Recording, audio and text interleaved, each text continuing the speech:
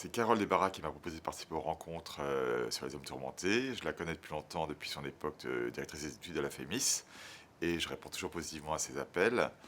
Et le second élément, c'est que la série est regardée essentiellement par des gens chez eux, donc on ne voit pas le public, et donc c'est toujours un plaisir de rencontrer des gens pour parler de séries, et de nos séries en particulier.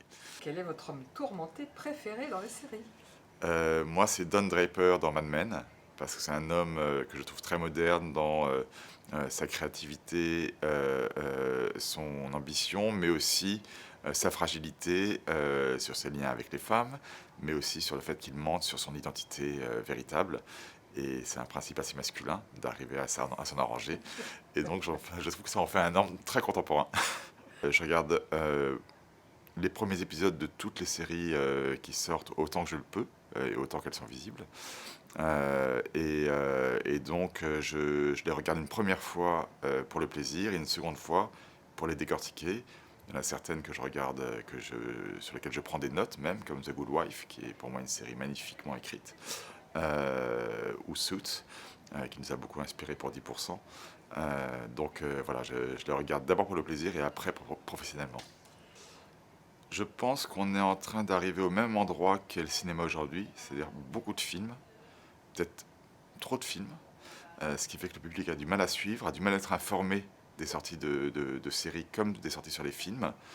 La différence, c'est qu'au cinéma, ça sort très vite des théâtres, des cinémas, alors qu'en série, elles restent accessibles.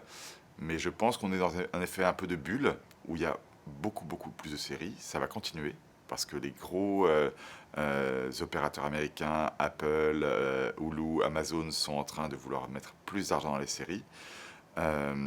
Et que par ailleurs, le public a envie aujourd'hui d'avoir des propositions sérielles innovantes, intéressantes, qui racontent le monde à un niveau très humain. On est dans un monde plus chaotique qu'avant, où les gens se posent plus de questions, où les parcours de chaque individu sont moins enfermés dans des questions de carrière ou d'appartenance sociale, mais plus des questions de quel est mon vrai désir, qu'est-ce que c'est que réussir sa vie, comment est-ce que je vais y arriver, quelle spiritualité.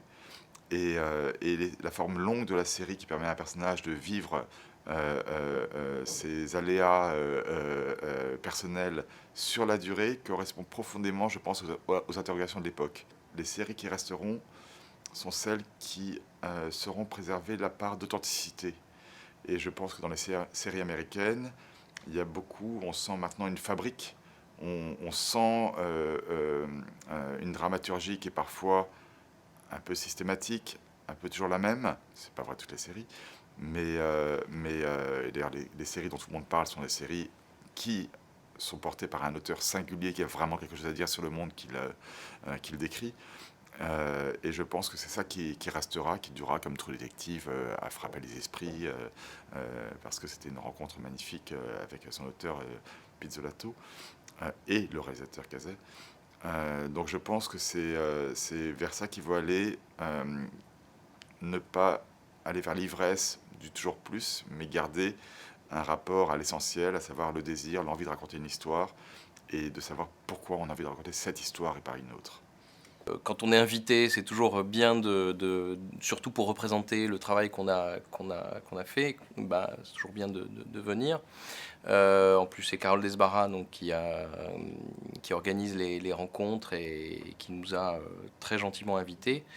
Et puis après, voilà, bah, vraiment parler de son travail, c'est quelque chose qui est plaisant et de l'accompagner encore un peu, de le faire vivre, puisque la série a été déjà diffusée depuis, depuis 2 ans maintenant, la série est terminée. De continuer à accompagner cette série, c'est très agréable. Nous qui aimons mettre nos personnages en difficulté pour qu'ils révèlent réellement qui ils sont, voilà. La question des tourments qui les habitent, évidemment, nous concerne en premier lieu, et cette question, on se la pose tout le temps, donc c'est bien de la partager avec le public voilà, des rencontres. Finalement, chaque personnage sériel il est intéressant parce qu'il est habité de... Donc on pourrait dire que tous les personnages qui tiennent la route sur ces grands récits sériels ont ma faveur. Alors la question se déplie dans une deuxième. Pourquoi des hommes? Est-ce qu'il n'y aurait pas des femmes tourmentées? Et troisièmement, donc, s'il faut en choisir un, voilà, comme moi je prendrais le personnage central qui est d'une série qui s'appelle Friday Night Lights et qui s'appelle Coach Taylor, qui donc pourquoi? Parce qu'il est habité par un tourment qui relève de la hauteur de son idéal, on va dire. Enfant, je regardais des séries entièrement bouclées, séries policières, et j'ai découvert une série qui s'appelait NYPD Blue, qui était diffusée par Canal Jimmy, avec comme personnage central un personnage de détective, en fait, d'inspecteur, une sorte de Columbo du Bronx, en fait, mais avec un vrai tourment. C'est un homme dépressif parce qu'il a perdu, sa femme l'a quitté, et du coup c'est un alcoolique, très bon détective, mais donc alcoolique, un peu raciste sur les bords, et donc du coup c'est un personnage qui est pas du tout aimable au premier abord, et que la série va d'abord va transformer, en fait, parce qu'il va traverser des épreuves, il va rencontrer une femme qui va d'ailleurs femme qui va le transformer, en fait, et donc il va arrêter de boire, il va devenir un homme, en fait, voilà, donc du coup un adulte, si on veut, moi je le dirais comme ça. Voilà, c'est un peu le personnage qui m'a vraiment fait comprendre que les personnages de série étaient des personnages extrêmement intéressants à raconter et à suivre tout au long de saisons, alors parfois 1, 2, 3, 4. Voilà, ce personnage s'appelle Andy Sipowicz. Mon rapport aux séries, c'est que je suis scénariste de séries. Donc j'écris des séries, je conçois des séries, le concept d'une série. En fait, je me réveille série et je me couche série. Puis j'en consomme aussi, évidemment.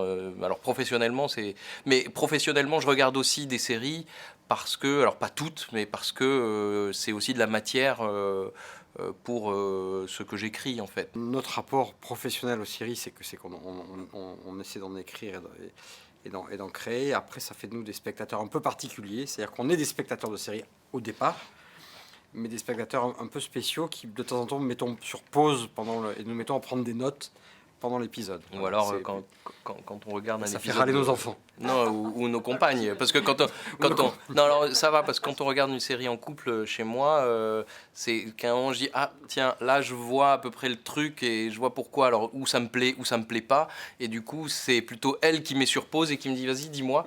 Et voilà, donc du coup, bon. Pour ma vision de l'avenir concernant la série, honnêtement, c'est une question que je me pose, que j'essaie de pas me poser, parce que j'ai pas envie de faire des prophéties. Moi, ce que je sais, c'est que j'espère pouvoir continuer à raconter des histoires de quelque manière que ce soit, en fait. Oui, moi je suis un peu du même avis que Vincent, c'est-à-dire que l'avenir de la série, si on y réfléchit un tout petit peu, on a un peu l'impression que l'offre est tellement énorme qu'à un moment donné, c'est comme une bulle, ça va éclater. Mais tant que je peux en écrire de la série, j'en écrirai. Après, écrire pour le cinéma, c'est formidable aussi. C'est une autre manière d'écrire. Et en tout cas, c'est un autre rapport, non pas à l'écriture, mais un autre rapport on n'est pas exactement à la même place quand on écrit pour le cinéma. Et voilà, ça peut prendre aussi d'autres formes. Mais tant que je peux écrire de la série, j'en écrirai. Nos personnages, en tout cas, ils vivent pas en autarcie, ils vivent dans le monde quand même. C'est-à-dire que voilà, Oui, nos personnages sont tourmentés pour deux raisons structurelles majeures. La première, c'est que s'ils veulent atteindre leur objectif et donc remplir leur idéal de vie, ils doivent affronter un cadre extrêmement rigide qui peut-être risque de dévoyer leur idéal, mais aussi parce que ce faisant, ils découvrent que les motivations qui les habitent réellement sont beaucoup plus compliquées que ce qu'ils n'y croyaient. Donc ils sont en lutte contre le monde extérieur, mais ils sont aussi en lutte en eux-mêmes en fait. Donc le tourment est, on va dire, double. C'est vrai que le fait enfin, l'église ou le séminaire hein, nous a intéressés parce que oui, il y avait ce cadre-là. Et du coup, il n'y a pas un personnage qui, à un moment donné, on rentre pas dans un cadre Ça marche pas. aussi rigide. C'est pas possible en fait. On essaie, mais ça marche jamais. Ça marche jamais. Non. Ça qui est bien. Justement. Ou alors on est totalement obsessionnel, mais voilà, du coup c'est autre chose. Y compris d'ailleurs, on a un personnage comme ça qui pourrait cadrer, mais qui à un moment avec ce cadre rigide, qui est le père Bosco, mais qui au fur et à mesure de la série va aussi lui découvrir qu'il y a un monde à l'extérieur et que ce monde, si on veut aussi en apprécier quelque chose, bah, il faut peut-être ouvrir un peu les portes quoi, et les fenêtres. Florence Cabaret, pourquoi avez-vous accepté de participer à ces rencontres autour de la thématique des hommes tourmentés ? Eh bien, j'ai accepté dans la foulée d'un travail que j'ai fait là récemment cet automne, à l'occasion des manifestations de la Fête de la Science qui ont lieu à Rouen et au Havre, et où j'avais travaillé sur les personnages de scientifiques dans la série Penny Dreadful.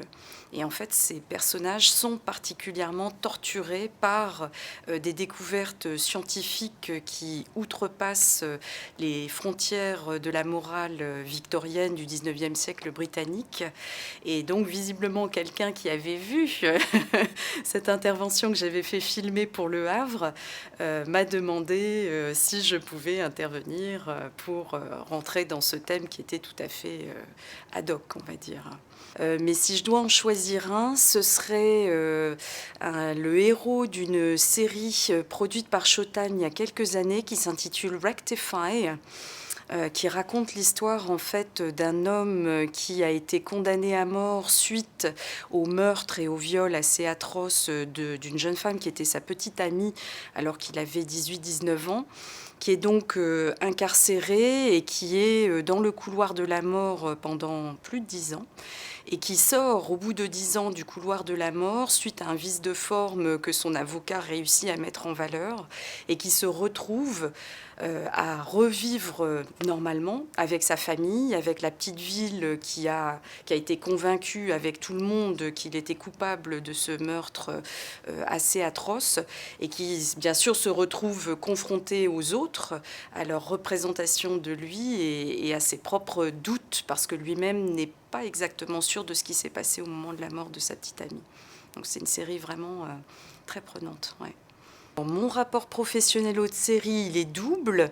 C'est un rapport d'enseignante et puis c'est un rapport de chercheuse, puisque à l'université de Rouen où j'enseigne, je contribue à donner plusieurs cours sur des séries anglophones, puisque moi j'enseigne dans un département d'études anglophones, de la première année jusqu'au master. Et puis je participe aussi à des travaux de recherche universitaire grâce à un groupe de recherche qui s'intitule GUEST, groupement universitaire de recherche sur les séries télévisées, qui a été monté par deux collègues de Rouen et du Havre, Sylvaine Bataille et Sarah Hatchuel, et qui donc permet à un certain nombre de chercheurs français, alors de la Haute-Normandie, mais aussi parisiens et d'autres universités en France, de réfléchir sur les séries comme objet culturel, comme objet artistique. Ma vision de l'avenir des séries, j'ai l'impression que, elle est très optimiste, étant donné la qualité, pas seulement le nombre, mais la qualité véritablement des séries, la multiplicité des sujets et des publics qui sont visés par les séries. Et c'est vrai qu'hier, donc dans le cadre de ce festival sur les hommes tourmentés, il y avait une table ronde qui était organisée sur comment enseigner les séries télé télé et comment transmettre un regard sur les séries télé à un jeune public, et puis peut-être pas qu'à un jeune public. Les interventions, la multiplicité des points de vue et des idées, des difficultés aussi bien sûr, mais dont on sent que les gens qui aiment les séries ont envie de les faire partager, de les surmonter, je trouve, est tout à fait prometteuse. Ouais. Alors j'ai souhaité participer à ces rencontres autour de la thématique des hommes tourmentés parce que je trouve que c'est une thématique tout à fait pertinente aujourd'hui, à la fois à l'échelle de la société et à l'échelle des séries télévisées, l'un faisant écho à l'autre. Donc voilà, c'est avec un vif intérêt que je viens. Je suis un psynariste, hein, c'est-à-dire c'est la contraction entre psy et scénariste, c'est-à-dire que j'ai fait des études de scénario à la FEMIS et après je me suis spécialisée en psychologie pendant de nombreuses années en faisant des formations pour aller chercher dans la psychologie ce qui pouvait être utile pour caractériser des personnages de fiction, renforcer la caractérisation de personnages, notamment dans les séries télé où il faut que les personnages soient suffisamment forts pour porter des intrigues sur du long terme, sur plusieurs épisodes et plusieurs saisons. Mon homme tourmenté préféré, ça va être Rust Cole dans True Detective, un personnage dont la faille est vraiment est apparente. Et alors dans mon jargon à moi, c'est quelqu'un qui a quelque chose de psychotique, enfin qui a décompensé. Et ce que j'aime beaucoup dans la psychose, c'est que c'est la part la plus archaïque de nous, les blessures les plus anciennes, mais ça connecte aussi avec, avec le reste du monde et ça donne une espèce d'hypersensibilité qui est proche de la spiritualité, qui me fascine beaucoup chez ce personnage. Alors ma vision de l'avenir des séries aujourd'hui, sur le plan du fond, je pense que ce sont le fait de faire bouger les stéréotypes liés au genre autour des femmes dans un premier temps et après autour des hommes. Donc je trouve que le thème du colloque est assez avant-gardiste puisque là pour le moment il n'y a pas encore beaucoup de choses qui ont bougé concernant les personnages de femmes. Il n'y a pas encore de femmes de plus de 50 ans qui ont des rôles intéressants, qui sont représentées autrement que déjà en tant que grand-mère, ou qui sont représentées tout court d'ailleurs, elles ont tendance juste à disparaître. Donc cette évolution des personnages féminins va permettre aussi une évolution des personnages masculins. Et en même temps, l'un est lié à l'autre, c'est pour ça que je trouve très intéressant cette thématique-là de ce colloque, de parler aussi du masculin pour permettre au féminin aussi d'évoluer. Enfin, je trouve que c'est vraiment une bonne approche.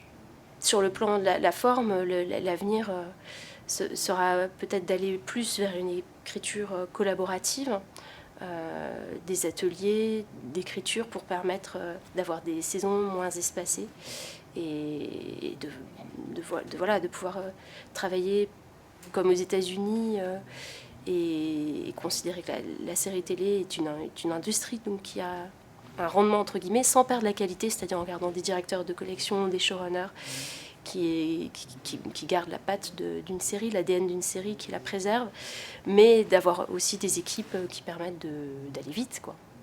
Ça m'intéresserait de travailler sur un personnage de femme qui en fait se transformerait en apparence sociale en homme pour mener une enquête.